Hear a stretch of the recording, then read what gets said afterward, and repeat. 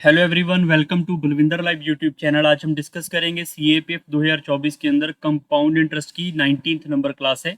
ये compound interest का second part है। पहली पार्ट के अंदर आपको मैंने बेसिक ऑफ कंपाउंड इंटरेस्ट बताया था क्या होता है और इसके क्या क्या फॉर्मूले आपको पता होने चाहिए पेपर से पहले, मतलब क्वेश्चन से पहले, ताकि हम जो क्वेश्चन है वो अच्छे से अटेम्प्ट कर पाएं। आज जो होगा, आज हम इसके प्रॉपर 20 क्वेश्चन डिस्कस करेंगे जो कि पेपर पैटर्न के थ्रू होने वाले हैं, मतलब जो जो पेपर में आ चुके हैं उससे रिलेटेड क्वेश्चन होंगे।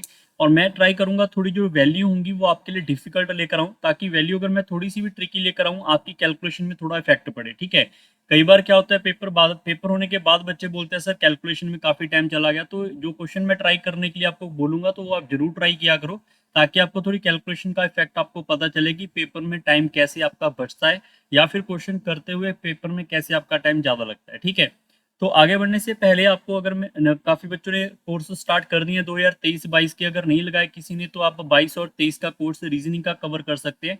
जो बच्चे ये चाहते हैं कि नहीं सर हमने जल्दी से रीजनिंग कवर करनी है, तो इन कोर्स का बेनिफिट उठा सकते हो। ऐसे ही आपको मैथ का 2022 और 23 का कोर्स मिल जाएगा, आप उसका बेनिफिट उठा सकते हो।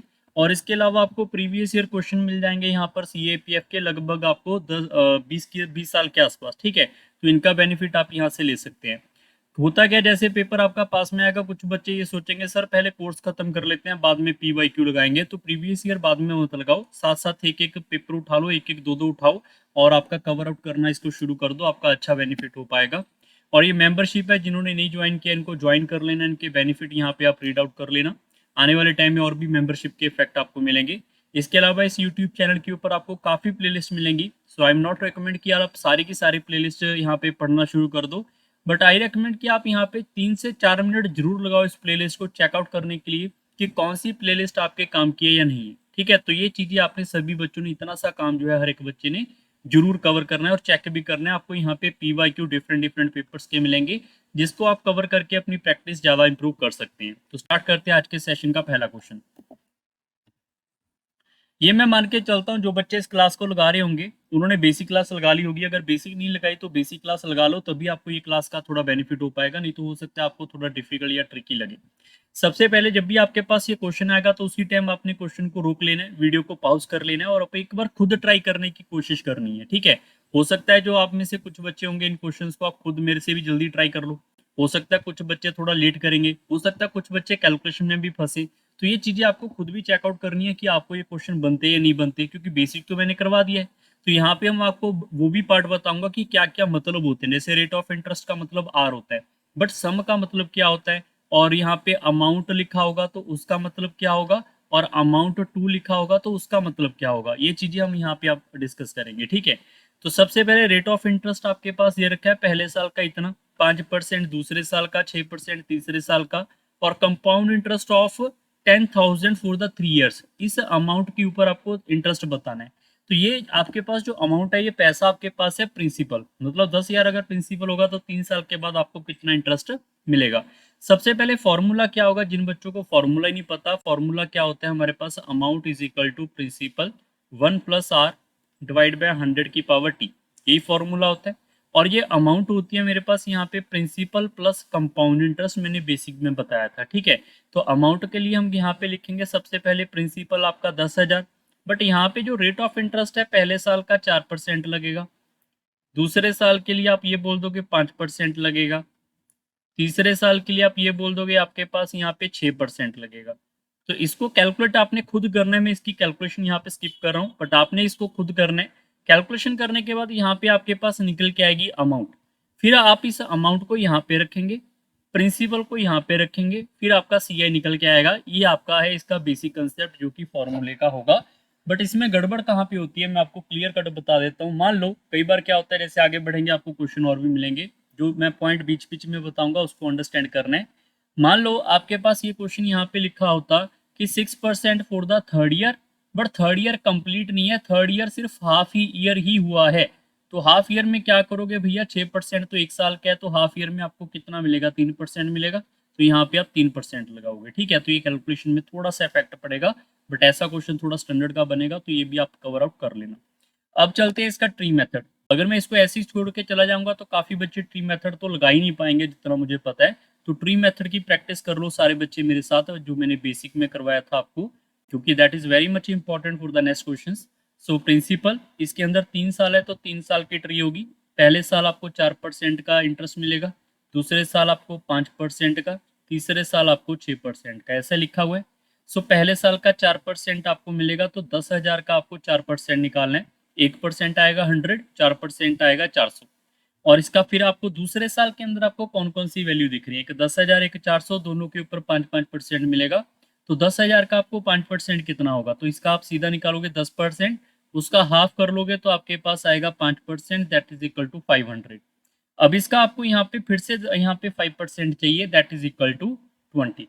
अब मैं 6% की कैलकुलेशन करूंगा तो इसका 6% कितना हो जाएगा, यहाँ पे 600 रुपये।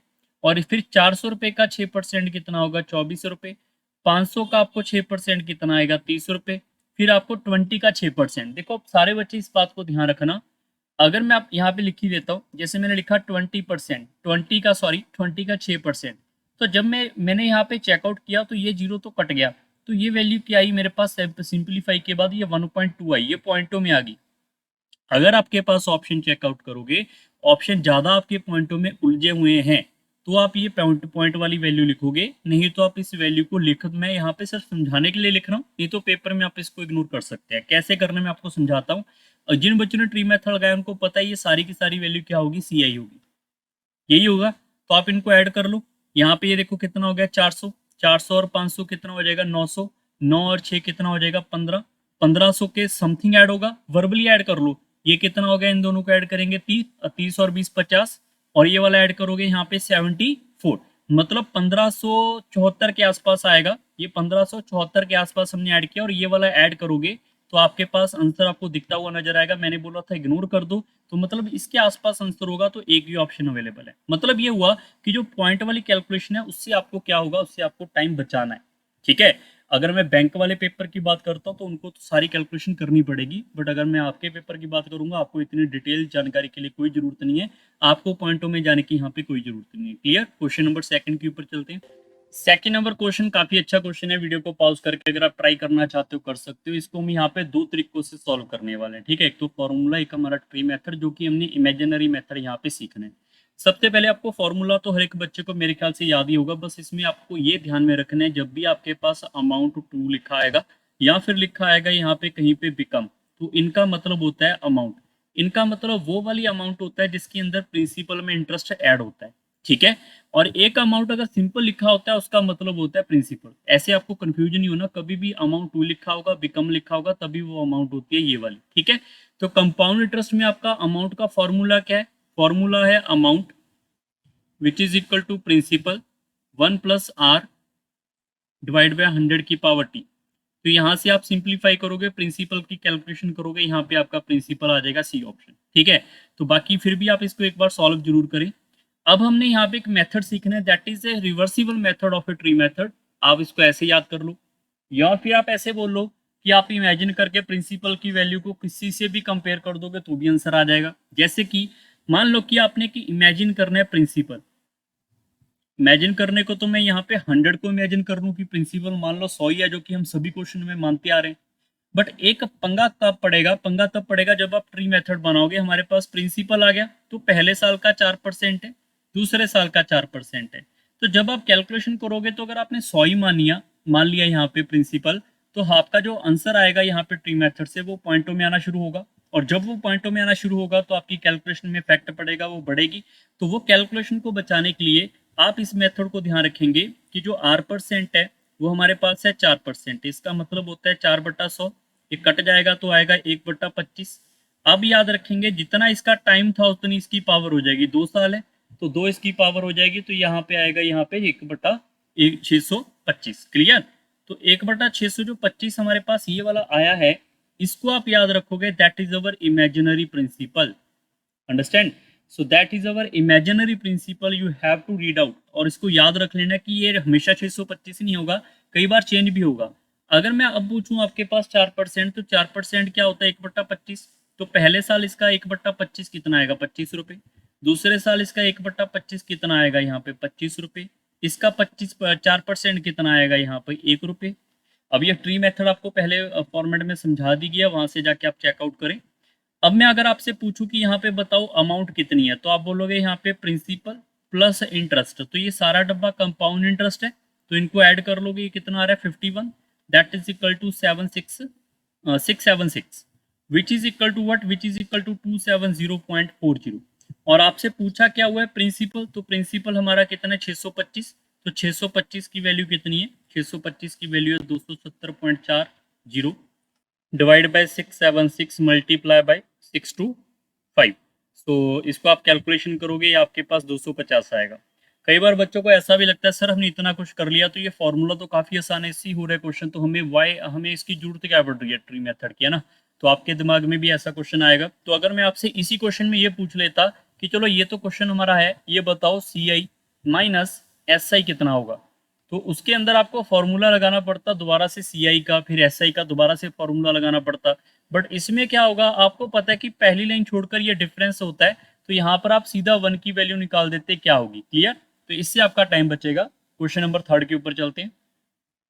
Compound interest on 10,000 in 2 years at 4% per annum, the interest being compounded half yearly. तो ये क्वेश्चन सब बच्चों के लिए आपके लिए होमवर्क दे रहा हूँ, ये आपने खुद करना है, इसका आंसर बताना है कमेंट बॉक्स में क्या होगा। जिनको ये पैटर्न नहीं आता है कि सर ये पता नहीं कैसे लिखा हुआ है, उसके लिए 18 नंबर क्लास है, उसके अंदर बेसिक में ये सब करवाया हुआ है। क्वेश्चन नंबर 4 के ऊपर चलते हैं।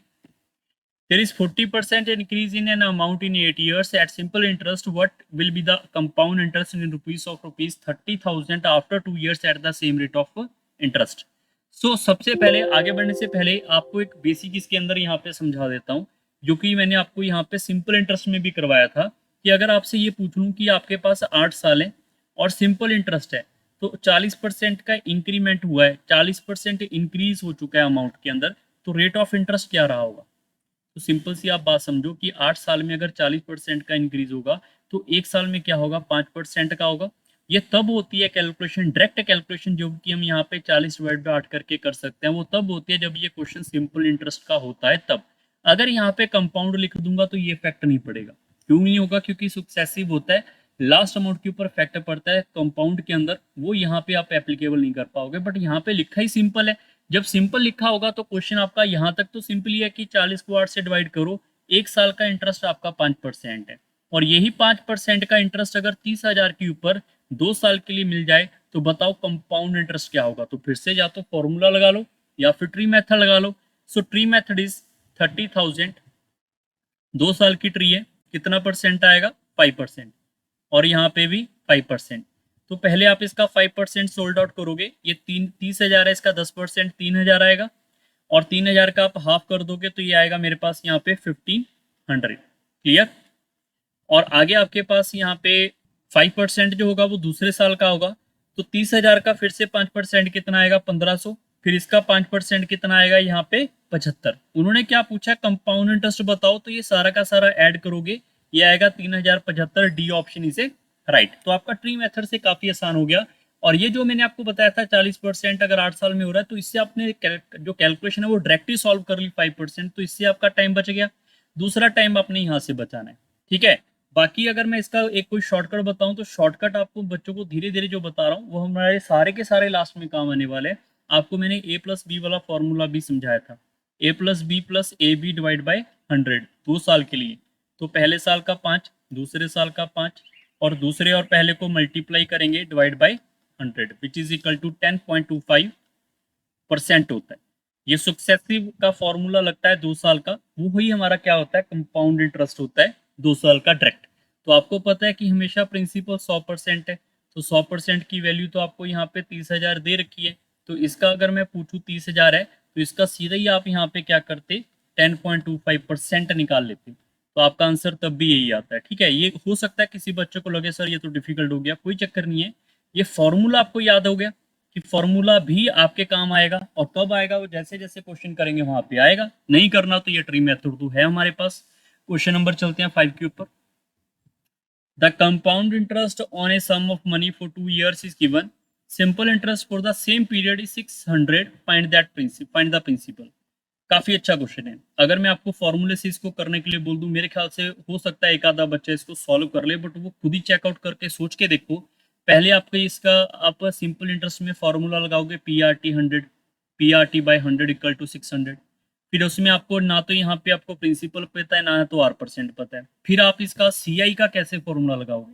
सीआई का फॉर्मूला पहले अमाउंट निकालोगे, फिर आपको अमाउंट के अंदर प्रिंसिपल प्लस सीआई करके वहां से सीआई निकालोगे, फिर कंपेयर करते फिरोगे, काफी टाइम चला जाएगा। तो इसके लिए आपको ट्री मेथड का शॉर्टकट आना जरूरी है, नेसेसरी है। हो सकता है इसका कोई और भी शॉर्टकट अब तक बन गया हो, बट मेरा बार बार मेथड जो ट्री मेथड इसलिए आ रहा है क्योंकि अगर मैं ट्री मेथड से आपको सारी चीजें करवा दूं, आपको अलग अलग शॉर्टकट ढूंढने की कोई जरूरत नहीं है।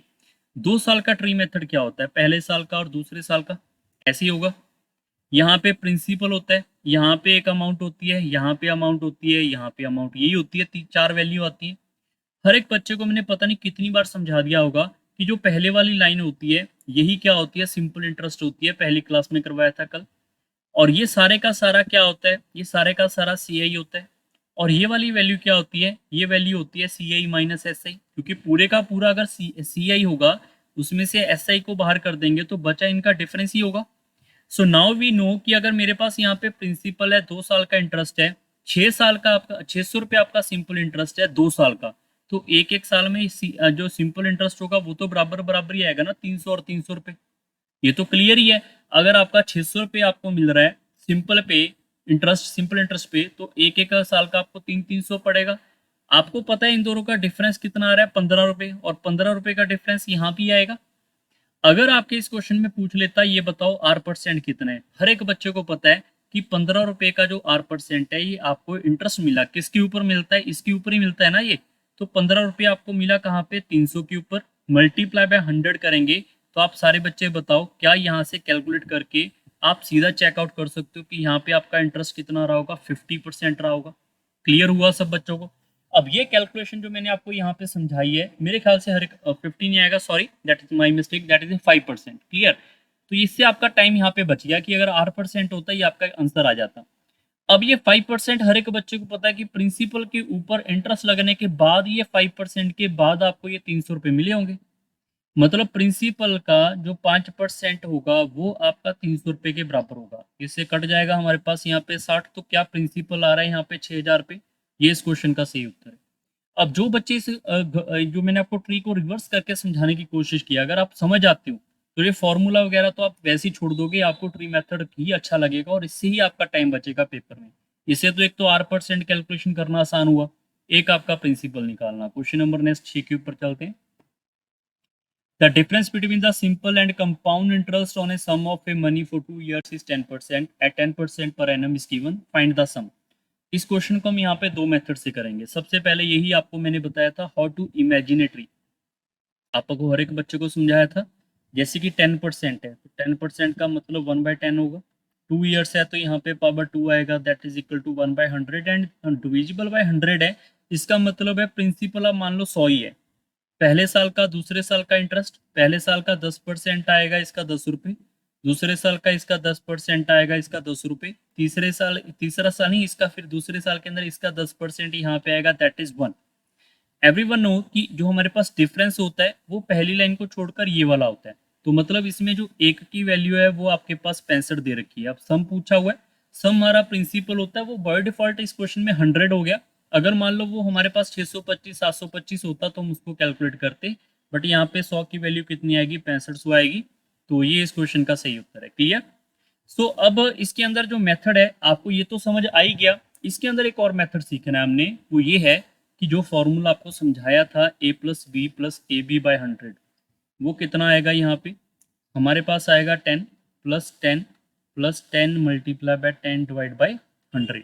ये आएगा मेरे पास यहाँ पे 21%। बट अगर मैं सिंपल इंटरेस्ट की बात करूँ, सिंपल इंटरेस्ट एक साल में 10% है तो 2 साल में कितना रहा होगा? 20% रहा होगा सीधे ही। तो सारे बच्चे देखो ये 20% से 20 कट गया, तो डिफरेंस क्या यही आया मेरे पास यहाँ पे। तो इनको सिंप्लीफाई करोगे, इनका डिफरेंस डायरेक्ट 1% आ रहा है, और इन दोनों का डिफरेंस आपके पास जो है वो आपके पास 65 गिवन है। हर एक क्वेश्चन का प्रिंसिपल 100% होता है, तो 100% की वैल्यू कितनी आएगी? 6500। अब कोई बच्चा बोलेगा नहीं सर आपने ये कंफ्यूज कर दिया, ये तो कुछ किताबों में लिखा हुआ आपको मिल जाएगा, जो बच्चे किताब पढ़ेंगे, कि सर ये वाला डिफरेंस होता है, बस इसी को यूज करें बाकियों को ना करें। ध्यान रखना, याद रखना बात को। आई एग्री विद दैट कि अगर इससे आपका आंसर आएगा आप कर लोगे, बट अगर यहाँ पे आपको सिंपल इंटरेस्ट में अलग रेट ऑफ इंटरेस्ट मिल जाए, कंपाउंड इंटरेस्ट में आपको अलग रेट ऑफ इंटरेस्ट मिल जाए, उसमें आप फंस जाओगे। उसमें आपको यही मेथड लगाना पड़ेगा। सिंपल इंटरेस्ट में तो सीधे मल्टीप्लाई होता है ना, 10% एक साल का है तो 2 साल का 20% है। और कंपाउंड में ये फॉर्मूला लगेगा, वो तो यहाँ पे आप देखोगे ये और ये तो कट गया, ये हमारे पास कट कट आके इसकी वैल्यू जो आएगी वो आएगी 21%। तो इन दोनों का जो डिफरेंस आएगा ना वो 1% आएगा, वो आपके पास गिवन था, उससे आपने कंपेयर किया। क्वेश्चन नंबर चलते हैं 7 के ऊपर। The difference between the compound and simple interest on a certain sum for the 3 years at 5% per annum is 122, find the sum. Video pause करके आप ट्राई करो, चाहे ट्री मेथड से करो चाहे फॉर्मूले से, आपकी मर्जी है। बट 3 साल का कोई मैंने ए बी वाला आपको फॉर्मूला अभी तक नहीं बताया। तो सर 3 साल का फॉर्मूला भैया आपको मैंने सुक्सेसिव में भी बताया था, अगर 3 साल का आ जाएगा तो उसमें उलझना नहीं है, उसमें ट्री मेथड ही लगाओ, इजिली आप आंसर पाओगे।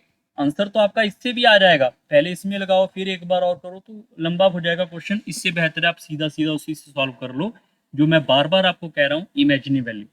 जैसे 5% है तो 5% का आंसर क्या होता है, 5/100 करेंगे 1/20। 3 साल है तो पावर 3 हो जाएगा, which is equal to 1/8000। That is the principal. और 3 साल है, 1, 2 और 3। तो पहले साल का आपको यहाँ पे 5% का इंटरेस्ट है, तो पहले साल इसका 5% निकालोगे। 10% 800 है तो 5% आएगा इसका 400। दूसरे साल इसका 5% सॉल्व करेंगे तो इसका पहले आप 5% करेंगे 400 रुपये, इसका 5% करेंगे दैट इज 20। तीसरे साल जो आएगा 5% इसका फिर से, तो इसका 5% आएगा मेरे पास 400 रुपये, इसका 5% आएगा 20, फिर इसका 5% आएगा 20, फिर इसका 5% आएगा that is 1। So now we know कि उन्होंने डिफरेंस बोला हुआ था, तो पहली लाइन को छोड़कर ये वाला डिफरेंस होता है सिर्फ। तो ये डिफरेंस आया कितना मेरे पास, आप सभी बच्चे ऐड कर लो, सभी बच्चों को पता चलेगा 61 आ रहा है। और 61 की वैल्यू आपके पास 122 गिवन है, तो एक की वैल्यू यहाँ पर इससे कट कटा के 2 आएगी। कैसी आएगी, 122/61 करेंगे तो ये कट कटा के 2 आएगी। अब उसने सम पूछा हुआ है, तो सम क्या है यहाँ पे 8000 रुपये। तो 8000 की वैल्यू कितनी होगी, अगर एक की वैल्यू 2 है तो 8 की वैल्यू कितनी हो जाएगी, मल्टीप्लाई बाय 2 करेंगे तो 16,000 रुपये आएगा। ये इस क्वेश्चन का सही उत्तर है। कैलकुलेशन से बहुत जल्दी आंसर आएगा आपका, क्योंकि इसमें आपकी लंबी कैलकुलेशन होगी ही नहीं, क्योंकि हमने वो कैलकुलेशन को यहीं पे इग्नोर कर दिया। ठीक है, क्वेश्चन नंबर 8 के ऊपर चलते हैं। 8th number question, at what percent per annum will 3000 amount 3993 in 3 years if the interest is compounded annually. हमें पता है यहाँ पे ये हमारे पास प्रिंसिपल है, अमाउंट टू का मतलब ये अमाउंट है, और यहाँ पे टाइम गिवन है, सिर्फ R% पूछा गया, तो फॉर्मूला लगा दो। अमाउंट मेरे पास होता है 3993 which is equal to principal 1+R divide by 100 की पावर T। क्लियर। सो ये 3000 है, 3000 यहाँ पे चला जाएगा इसके डिवाइड में, और ये आपस में कट जाएगा, which is equal to 1331/1000। So we can say 1+R divide by 100 की पावर T। 3 है तो 3 आएगा, और 3 है, दोनों साइड आप अगर स्क्वायर रूट करो, क्यूब रूट करोगे, यहाँ पे भी क्यूब रूट कर दो, यहाँ पे भी क्यूब रूट करोगे, तो ये तो क्यूब रूट इससे कट जाएगा, इसका क्यूब रूट आएगा मेरे पास यहाँ पे 11/10 which is equal to 1+R/100। Clear. Sorry R/100 ही आएगा, हाँ R/100 ही आएगा। इसको सिंप्लीफाई कर लेना, सिंप्लीफाई के बाद यहाँ से आपके पास कैलकुलेशन से R निकल के आएगा, विच इज इक्वल टू 10%। ये आपने सॉल्व कर लेना है, ठीक है, जो कि ऑप्शन नंबर बी आएगा। अब इस क्वेश्चन को मेरे ख्याल से हर एक बच्चे को फॉर्मूले से कर लेना चाहिए, बट ध्यान रखें जब यहाँ पे कंपाउंडेड एनुअली नहीं हाफ ईयरली होगा तो उसका ध्यान रखना पड़ेगा। मैंने आपको हर एक बच्चे को बहुत अच्छे ढंग से समझाया था कि आपके पास रेट ऑफ इंटरेस्ट जो मर्जी लिखा हो, चाहे हाफ ईयरली हो, कंपाउंडेड हो, क्वार्टरली, कुछ भी लिखा हो, हमेशा अगर ये 10% है तो ये हमेशा पर एनम ही होगा। हाँ, वो बात अलग है अगर आपको लिख दिया जाएगा कंपाउंडेड एनुअली है तो 1 साल में इंटरेस्ट मिलेगा। अगर आपको बोल दिया जाए कंपाउंडेड आपके पास यहाँ पे हाफ ईयरली है तो आपको हाफ होके मिलता है, बट ये पर एनम ही होता है। हाफ ईयर में क्या होता है, हाफ ईयर के अंदर आपको 10% नहीं, आपको 5-5% के 2 बार इंटरेस्ट मिलते हैं। क्लियर। तो ये चीजें आपको मैंने समझाई थी। यहाँ पर अगर आपका इंटरेस्ट अगर हाफ ईयरली होगा तो हाफ ईयरली से आपकी ये कैलकुलेशन से आंसर आएगा, फिर आपको उसका डबल करके आंसर फाइंड करना होता है। तो वो आपकी मेरे ख्याल से आपके इस पेपर में आने की संभावना कम है, बट आपको पता होना चाहिए। नेक्स्ट क्वेश्चन ये रहा, ये आपके पास आ गया अब टाइम का क्वेश्चन। ये भी अच्छा क्वेश्चन है। In how many years will 2000 amount 2420 at 10% per annum compound interest. Okay, कितने साल में 2000 इतना बन जाएगा। ठीक है, सो वी नो कि हमारे पास अमाउंट गिवन है, प्रिंसिपल, और यहाँ पे आएगा 1+R की power T। T, what is the meaning of T, we don't know. की कोई वैल्यू रही होगी। अब यहाँ पे आप इसको सिंप्लीफाई करोगे तो ये आएगा मेरे पास यहाँ पे 1000, ये आएगा मेरे पास 1210। अब एक जीरो और कट जाएगा तो यहाँ पे आएगा 121/100, which is equal to LCM लोगे कट करा के, ये आएगा मेरे पास 11/10 की पावर टी। अब सब बच्चों को पता है कि अगर ऐसा ऑप्शन आएगा तो भाई ऑप्शन से हिट एंड ट्रायल कर दो, 2 साल दिख रहा है, क्योंकि पावर अगर मैं डबल करूंगा तभी ये इसके बराबर होगा, तो ये इस क्वेश्चन का सही उत्तर है। क्लियर हो गया। मान लो आपको हाफ ईयरली आ गया, आपको समझ ही नहीं आ रहा ईयर के मामले में कैसे करना है, तो इस मेथड के अलावा आप ट्री मेथड भी लगा सकते हैं। जैसे आपके पास है प्रिंसिपल 2000 पे, आपको पता है कि आपको कितना पैसा चाहिए, 420 रुपये और चाहिए, तभी आपके पास ये प्रिंसिपल के ऊपर 10% के इंटरेस्ट के बाद आपको ये वैल्यू मिल पाएगी। तो 10% पहले साल का इंटरेस्ट 200 रुपये, दूसरे साल का इंटरेस्ट जब आपने ऐड किया 10% के हिसाब से तो 200 रुपये उसका मिल गया। तो आपको पता 200 कितना हो गया, 400 हो गया, तो इसका 10% लगाओगे 20 ही आएगा, तो ये 420 आ गया। तो कितने साल लगे, 2 साल, ये आपका उत्तर है। मतलब आपको इसी से आंसर मिल जाएगा। क्वेश्चन नंबर चलते हैं 10 के ऊपर। A sum of money on compound interest to 10648 in 3 years, 9680 in 2 years, find the rate of interest। ये क्वेश्चन आपका होमवर्क है, सारे बच्चे इसको कर लेना। 8th नंबर क्वेश्चन सेम है, ठीक है। Question number 11, A sum of money invested at a compound interest in ₹2 800 in 3 years, 840 in 4 year, find the rate of interest। ये क्वेश्चन काफी अच्छा है, सारे बच्चे ध्यान रखना। इसमें कोई ऐसा ना हो कि आपको लगे कि यार बहुत ही डिफिकल्ट हो गया। फॉर्मूले से मैं हर एक क्वेश्चन इसलिए बता रहा हूँ ताकि बच्चों का बेसिक जो है आपका क्लियर होता रहे। क्लियर होता रहेगा तो आपको शॉर्टकट याद करने की जरूरत नहीं है, बट शॉर्टकट से कुछ क्वेश्चनों में टाइम बचेगा, वो मैं आपको बता रहा हूँ। जैसे कि सबसे पहले फॉर्मूला क्या होगा, हमें पता है यहाँ पे क्या लिखा हुआ है, यहाँ पे लिखा हुआ है अमाउंट टू, इसका मतलब ये आपकी अमाउंट की बात कर रहे हैं। अमाउंट 4 साल की जो होगी वो मेरे पास होगी A4 which is equal to principal 1+R divide by 100 की पावर टी, टाइम कितना आएगा 4 साल। अमाउंट जो है 3 साल की वो कितनी आएगी, प्रिंसिपल 1+R डिवाइड बाय 100 की पावर टी, 3 साल। अगर मैं दोनों को डिवाइड कर दूं, प्रिंसिपल से प्रिंसिपल कट गया, जो 4 साल की अमाउंट है वो है मेरे पास 840, 3 साल की अमाउंट है वो है मेरे पास 800। तो ये आपस में इनको भी डिवाइड कर लेंगे तो ये 0 से 0 कट जाएगा, ये 4 के टेबल पे कट जाएगा, 21/20 आएगा, और ये 3 बार इससे कट जाएगा, सिर्फ एक ही बचेगा, 21/20 इज इक्वल टू 1+R/100। यहाँ से कैलकुलेट करोगे तो R% निकल के आ रहा है, सीधा सीधा उत्तर। इसमें कोई डिफिकल्टी नहीं होगी, फॉर्मूला आता है तो बेसिक से हो जाएगा। बट फिर भी इस क्वेश्चन का एक शॉर्टकट है जो इससे भी आपको आसान कर देगा। वैसे तो फॉर्मूले से कर लो, कोई दिक्कत नहीं है, बट अब आपको कंपाउंड इंटरेस्ट का बेसिक पता होना चाहिए। बेसिक ये है कि प्रिंसिपल जो हमने हमारे पास था स्टार्टिंग में जो भी रहा होगा यहाँ पे, उसमें कुछ इंटरेस्ट ऐड होगा, हमें नहीं पता क्या होगा, बट 1 साल का जो इंटरेस्ट ऐड होगा तो आपके पास अमाउंट बन के आएगी पहले साल की। क्लियर है। दूसरे साल के अंदर क्या होगा, दूसरे साल आपको आपको इस प्रिंसिपल के ऊपर आपको इंटरेस्ट मिलेगा, इसके ऊपर भी अलग से इंटरेस्ट मिलेगा। तो मैं ये भी तो कह सकता हूँ ना कि A1 जो अमाउंट है उसी के ऊपर कुछ ना कुछ इंटरेस्ट मिलके मेरे पास अमाउंट नंबर 2 बन जाए। मतलब कहने का प्रिंसिपल पे तो इंटरेस्ट मिल ही रहा है, बट ये इंटरेस्ट पे भी आपको इंटरेस्ट मिलेगा। तो मतलब ये अमाउंट जो है पहले साल की उसके ऊपर इंटरेस्ट मिलकर ही अमाउंट दूसरे साल की बनेगी। जैसे अमाउंट दूसरे से अमाउंट तीसरे साल की कैसे बनेगी, इसमें ये नहीं है कि आपको इस पे इंटरेस्ट नहीं मिला, तो इसमें A1 और यहाँ पे C1 जो हमारे पास कंपाउंड इंटरेस्ट है दूसरे साल का, इसमें इन दोनों का एडिशन होके अमाउंट जो बना इसके ऊपर आपको इंटरेस्ट मिलेगा। क्लियर। इसके आगे आपके पास ऐसे ही चलता रहेगा। तो मैं ये कह सकता हूँ कि अगर मेरे पास यहाँ पे पहले साल है, दूसरा साल, 3rd year and 4th year, तो जब मेरे पास 3 साल के बाद 800 रुपये थे, 4 साल के बाद यहाँ पे 840 हो चुके हैं, तो मैं ये बोल सकता हूँ कि यहाँ पे यहाँ से लेकर यहाँ तक जो आपको इंटरेस्ट मिला वो कितने का मिला, 40 रुपये का। और ये 40 रुपये का इंटरेस्ट किस पे मिला होगा, ये इस पे भी नहीं मिला, इस पे भी नहीं मिला। क्यों? क्योंकि ये सारी की सारी वैल्यू ऐड होने के बाद ही आपके पास 800 रुपये आया होगा, और ये सभी वैल्यू जितनी भी आई हैं सभी के ऊपर इंटरेस्ट लगा होगा कितना, 40 रुपये। तो मैं यही बोल सकता हूँ यहाँ पे डायरेक्ट कि 40 रुपये का इंटरेस्ट जो है मुझे 800 रुपये के ऊपर ही लगा होगा, और मल्टीप्लाई बाय 100 करेंगे for the calculation of a rate of interest. ये 0 से 0 कट जाएगा, ये इससे कट जाएगा, तो डायरेक्ट आंसर आएगा 5%, that is the right answer. ये फॉर्मूला कब लगेगा, जब आपके पास यहाँ पे ईयर का गैप, यहाँ पे 3 साल और 4 साल का जो गैप है वो हमेशा याद रखेंगे 1 ईयर का होगा तब।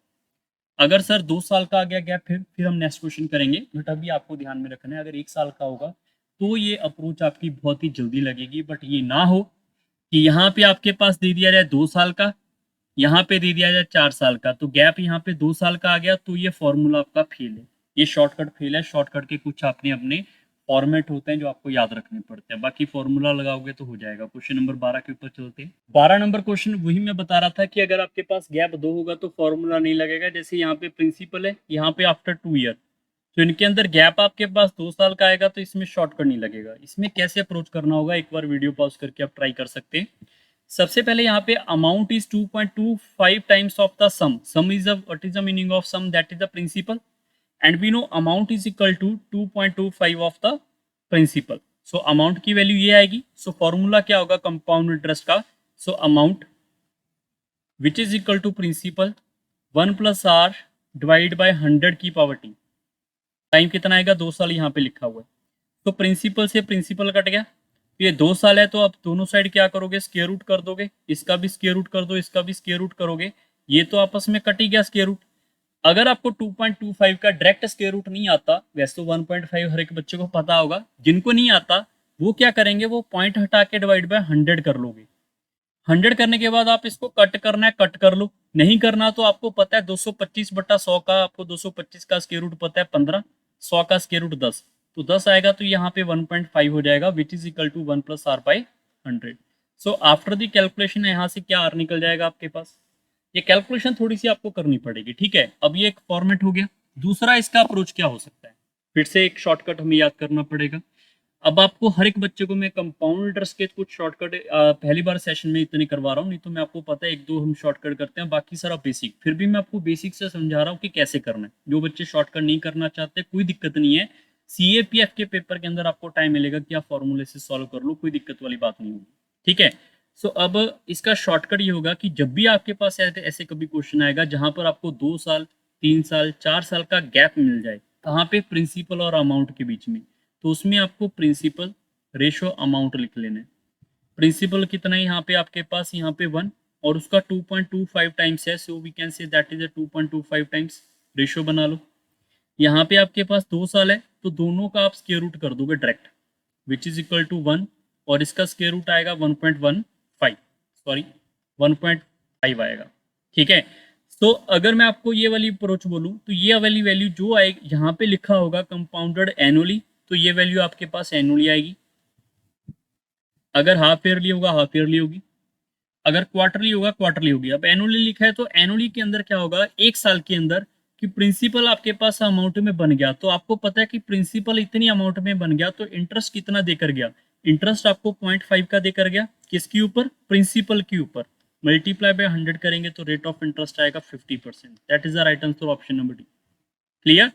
मान लो, सारे बच्चे ध्यान रखना, मान लो आपके पास ये एनुअली ना होता, यहाँ पे लिखा होता हाफ ईयरली, बाकी सारा क्वेश्चन यही है, बाकी सारा क्वेश्चन यही है, यहाँ पे लिखा होता हाफ ईयरली, तो आपने 50% आंसर मार्क नहीं करना है उसके अंदर। आपको ध्यान में रखना है कि जो 50% इंटरेस्ट मिला है ये तो हाफ ईयरली के अकॉर्डिंग मिला है, उन्होंने पूछा पर एनम का ही होगा, R% हमेशा पर एनम का होता है, तो अगर 6 महीने में आपको 50% मिलेगा तो हाफ ईयरली के अकॉर्डिंग 100% क्या आपको पूरे के पूरे 1 साल में नहीं मिलेगा, तो आपका आंसर फिर 100% होगा। ये आपको ध्यान में रखना है जो मैंने पहले बताया था। क्वेश्चन नंबर 13 के ऊपर चलते हैं। A sum of money become 8 times of itself in 3 years at compound interest the rate of interest per annum। ये क्वेश्चन भी सिमिलर टाइप का ही है, वीडियो पॉज करके आप ट्राई जरूर करो, ठीक है। या तो फॉर्मूला लगा लो, जो बच्चे फॉर्मूले से कर रहे हैं कोई इश्यू नहीं है, फॉर्मूले से आपका आंसर भी बड़ा जल्दी आ जाएगा, ठीक है। मैं अब यहाँ पे लिख ही देता हूँ, फॉर्मूले इज इक्वल टू कि यहाँ पे आपको 8 टाइम बोला है, तो मतलब अमाउंट आपके पास 8p है, प्रिंसिपल 1 + r डिवाइड बाय 100 की पावर t, टाइम कितना आएगा यहाँ पे 3, सिंप्लीफाई करेंगे आर आ जाएगा। और इसी को लिखने के तरीके को ही शॉर्टकट बोलते हैं एक अलग तरीके में, जो कि समझने में काफी आसान है, कि प्रिंसिपल और अमाउंट की रेशो बना लो। प्रिंसिपल 1 होगा तो अमाउंट आपका 8 हो जाएगा 8 टाइम्स, और यहाँ पे 3 है तो यहाँ पे क्या करोगे, क्यूब रूट करोगे, यहाँ पे भी तो क्यूब रूट ही करना पड़ता है ना हमें, तो ये आएगा 1:2 डायरेक्ट। तो जो वैल्यू आएगी यहाँ पर आपके पास कंपाउंड इंटरेस्ट है, यहाँ पे कुछ लिखा नहीं ना, वो हाफ ईयरली एनुअली कुछ नहीं लिखा, तो बाय डिफॉल्ट ये एनुअली होगा। और 1 साल में अगर 1 रुपया 2 रुपये बन गए तो कितने का इंटरेस्ट मिला, प्लस 1 रुपये का, किसके ऊपर, हमेशा प्रिंसिपल के ऊपर, मल्टीप्लाई पे 100 करेंगे, आंसर कितना आएगा 100%। तो that is the right answer, option number A. Question number चलते हैं 14 के ऊपर। A sum of money invested at compound interest double itself in 6 years at the same rate of interest it will be amount to 8 times of itself. सारे बच्चे video pause करके एक बार सोचो जो मैं कहने वाला हूं ये, कि यहां से लेकर ये वाला क्वेश्चन जो है, ये वाला क्वेश्चन अभी जो लास्ट क्वेश्चन किया है वही है, अगर आपसे आर परसेंट पूछ लेते तो। क्लियर? तो यहां से आर परसेंट निकाल लोगे, यहां से आर परसेंट निकाल के यहां पे आप रखोगे, आपके पास फिर दूसरा टाइम निकल के आएगा। मतलब एक बार टाइम देके आर परसेंट निकाल लो, वही आर परसेंट दूसरी लाइन में फिट करो, टाइम निकल के आएगा। मतलब एक ही क्वेश्चन में दो फॉर्मूले अप्लाई होने वाले हैं। सेम क्वेश्चन मैंने सिंपल इंटरेस्ट का भी आपको समझाया था इसी फॉर्मेट के ऊपर, बट ध्यान रखें आपको इसका एक बेस्ट शॉर्टकट जो है वो ध्यान में रखना है, याद रखना है। ठीक है, वो कब होता है? वो कंपाउंड इंटरेस्ट के ऊपर होता है। मान लो आपके पास प्रिंसिपल पी है, उन्होंने क्या बोल दिया, डबल इट सेल्फ, मतलब 2p हो गया। कितने साल के अंदर? 6 साल के अंदर। ठीक है, at the same rate of interest it will amount to 8 time of itself. 8 time मतलब 8 भी हो जाए तो कितने साल लगेंगे? याद रखना, जब यहाँ पे 6 साल है तो p से 2p आने के लिए इसको किससे मल्टीप्लाई करें? 2p हो जाएगा। 2 से मल्टीप्लाई करेंगे तो ये 2p हो जाएगा। ये वाला फैक्टर जो है कंपाउंड इंटरेस्ट में, ये फैक्टर इकट्ठा ही जाएगा। मतलब जब आप इसे को मल्टीप्लाई बाय 2 करोगे तो बाय डिफॉल्ट ये 6 साल लगेंगे लगेंगे। तो यहाँ पे ये फैक्टर आ गया, कितना हो गया? 2 इंटू 4। 4p के लिए आपको कितने साल लगे? 6 और 6 12 साल। 4 ने इसको 8 चाहिए, तो फिर अगर मल्टीप्लाई बाय 2 करेंगे तो इसको 6 साल यहाँ पे और देने पड़ेंगे। ये आपका फैक्टर का फैक्टर पूरा ही जाएगा। सो आफ्टर दैट 8p हो गया जो उन्होंने पूछा हुआ था। तो कितने साल लगे? 6 3 बार लग गया, मतलब 6 को 3 से मल्टीप्लाई करेंगे 18 साल लगे। ये इस क्वेश्चन का शॉर्टकट है। Sir why we are going with the multiply factor? हर एक बच्चे को मैंने कल की क्लास में समझाया था कि यार मल्टीप्लाई कब होता है? जब सक्सेसिव होता है। सक्सेसिव कब होता है? जब लास्ट अमाउंट के ऊपर इफेक्ट पड़ता है। तो कंपाउंड इंटरेस्ट तो लास्ट अमाउंट के ऊपर इफेक्ट पड़ रहा था, क्योंकि इंटरेस्ट ऐड हो रहा है, इंटरेस्ट के ऊपर इंटरेस्ट मिल रहा है, तो उसी को तो बोलते हैं लास्ट अमाउंट, उसी को बोलते हैं सक्सेसिव। इसीलिए यहाँ पे मल्टीप्लाई आता है।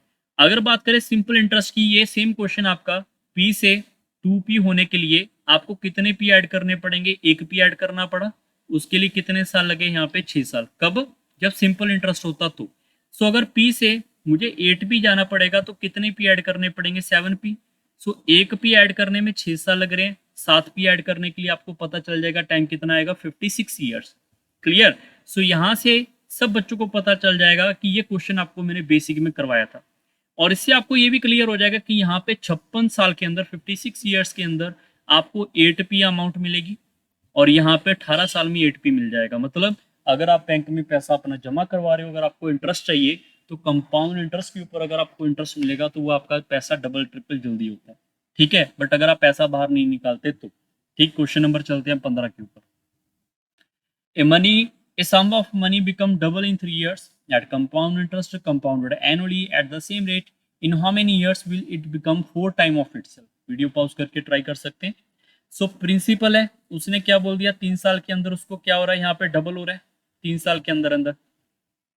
अब उसको कितना करना है? In how many years it become 4 time of itself.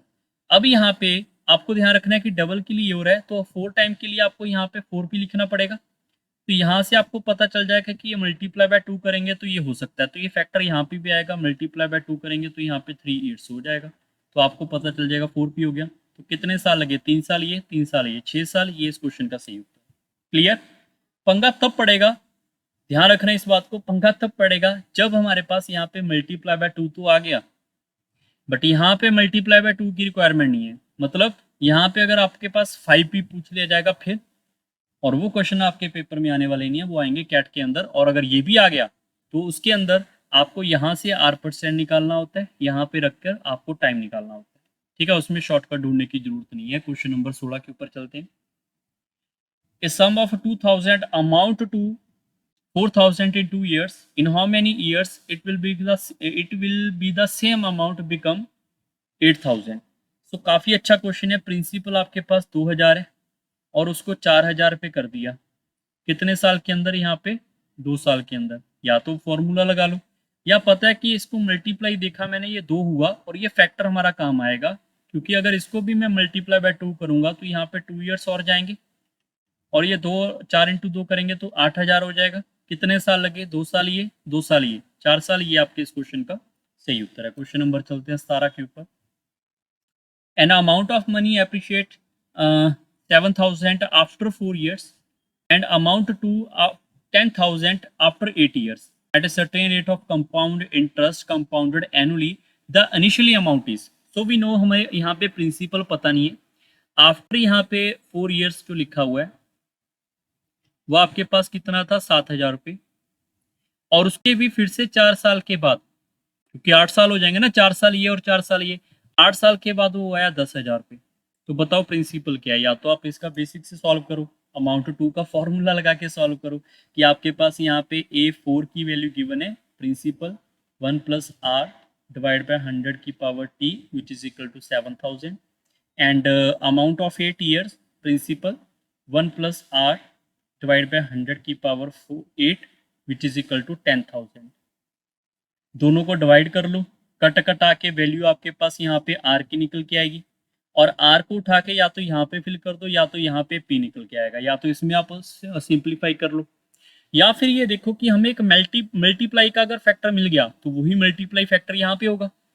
अभी 7,000 से 10,000 की वैल्यू कब आएगी.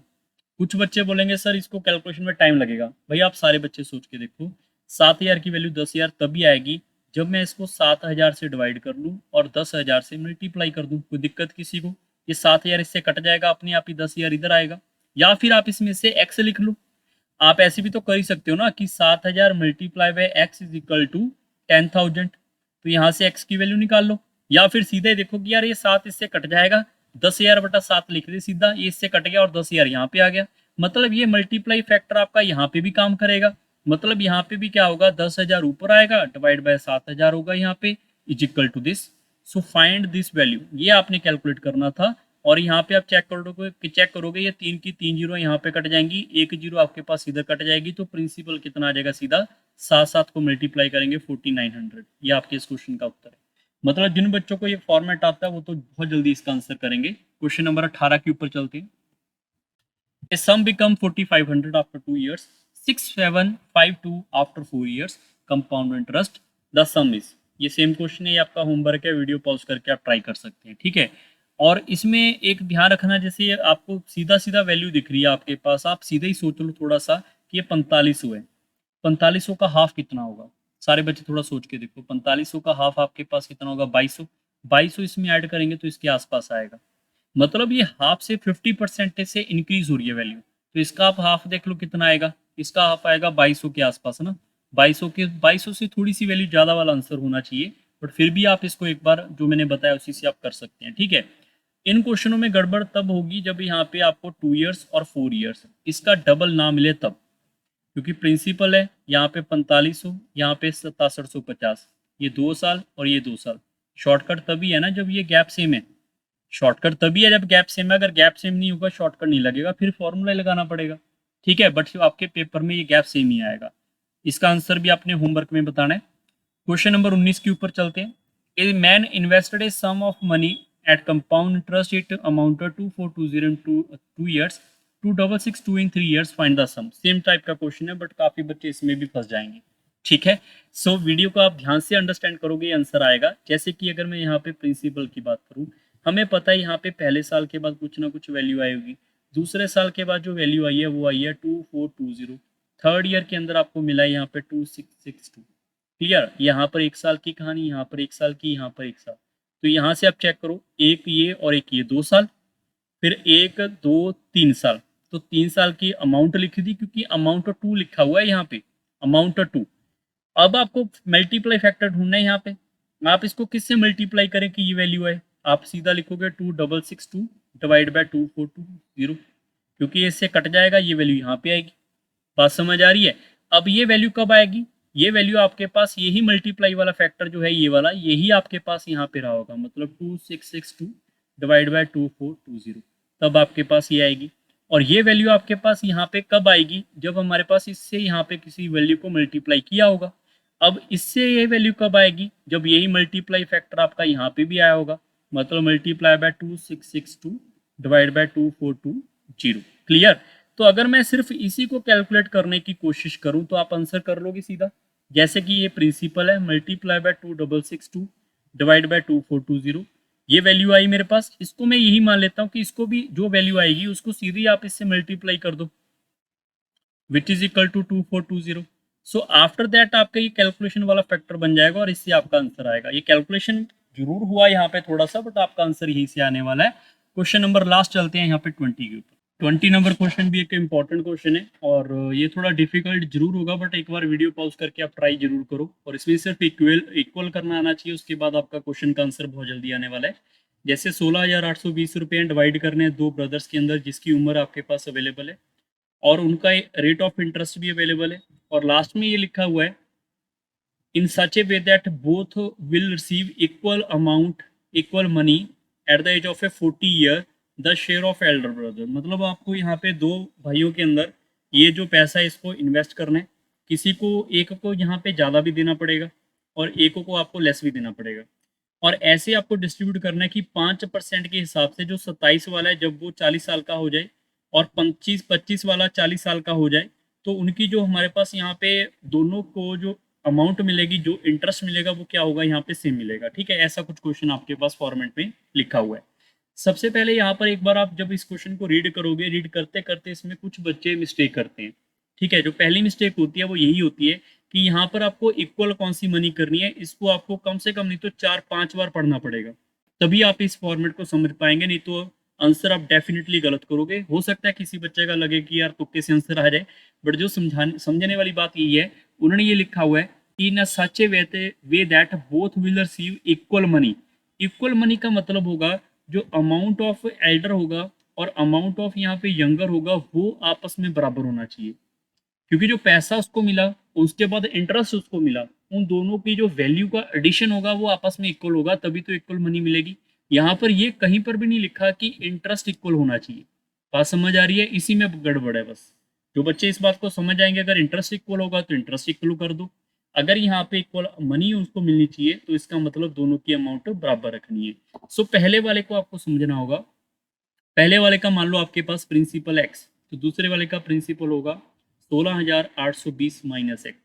तो पहले वाले का प्रिंसिपल 1 + आर हमारे पास है 5 डिवाइड बाय 100, उसकी पावर टी कैसे होगा मैं आपको समझाता हूँ, टाइम कैसे मैनेज कर रहे हैं। दूसरे वाले का principal 820 multiply by 1 + R divide by 100 की पावर टी।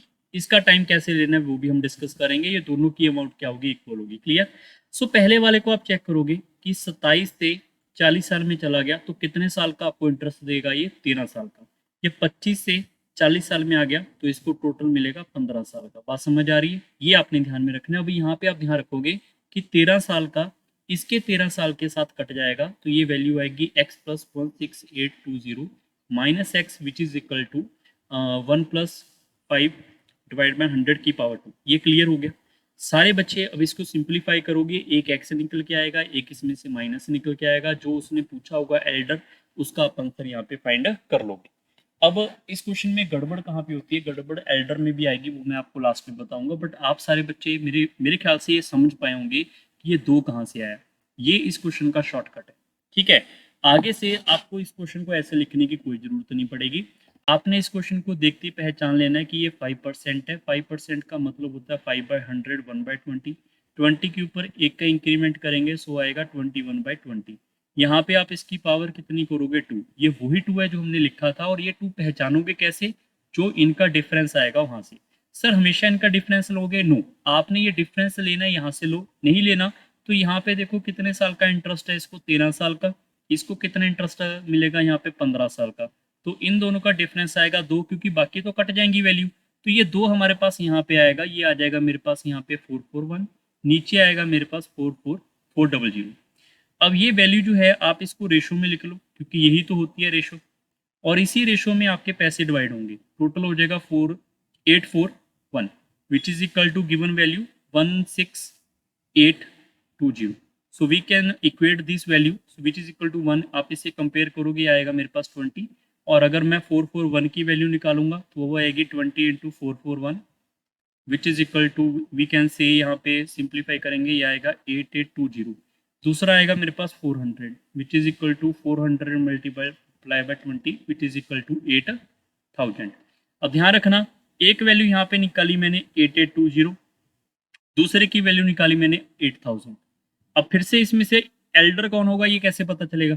अब ऑप्शन में तो दोनों ही अवेलेबल है, how you can conclude this, ठीक है। ऑप्शन में ये आपके पास दोनों ही कंक्लूड होंगे। सारे बच्चे ध्यान रखना, थोड़ा सोच के देखो। अब यहाँ पे एक पर्सन ऐसा है जिसको आपने 13 साल के लिए इंटरेस्ट दिया, एक पर्सन ऐसा है जिसको आपने 15 साल के लिए इंटरेस्ट दिया। तो 13 साल वाले को इंटरेस्ट रेट ऑफ इंटरेस्ट तो सेम ही होगा। 13 साल वाले को टाइम यहाँ पे क्या मिला? कम मिला। टाइम यहाँ पे आपको क्या मिला? इसको लेस मिला एज कम्पेयर टू 15। जिसको टाइम कम मिलेगा उसको क्या करना होगा? जिसको टाइम कम मिलेगा उसको पैसा यहाँ पे ज्यादा देना पड़ेगा, तभी उसका इंटरेस्ट जो है यहाँ पे पैसा कम वाले को टाइम ज्यादा वाले को बराबर कर पाओगे। मतलब ये हुआ कि जो हमारे पास यहाँ पे 13 साल वाला था, जो हमारे पास यहाँ पे 27 जिसने लिखा था, उसको यहाँ पे 441 वाला मिलेगा, मतलब ये वाली वैल्यू उसको मिलेगी। तो option number third is right. Clear? Elder वाला ये होगा। बाकी एक बार इसको आप फिर से चेकआउट करो, आपको क्लियर समझ आएगा। आई होप सबको कंपाउंड इंटरेस्ट का ये वाला फॉर्मेट समझ आया। बाकी जल्दी मिलेंगे हम नेक्स्ट क्लास के अंदर। सो इस वीडियो को लाइक करो और शेयर करो। बाकी आपके रीजनिंग के लेसन भी अब से आपको रेगुलर क्लासेस मिल जाएंगी और इनकी पीडीएफ आपको टेलीग्राम पे मिल जाएंगी। तो टेलीग्राम को भी ज्वाइन हर एक बच्चा कर लो, ठीक है। So bye bye, take care and thank you everyone.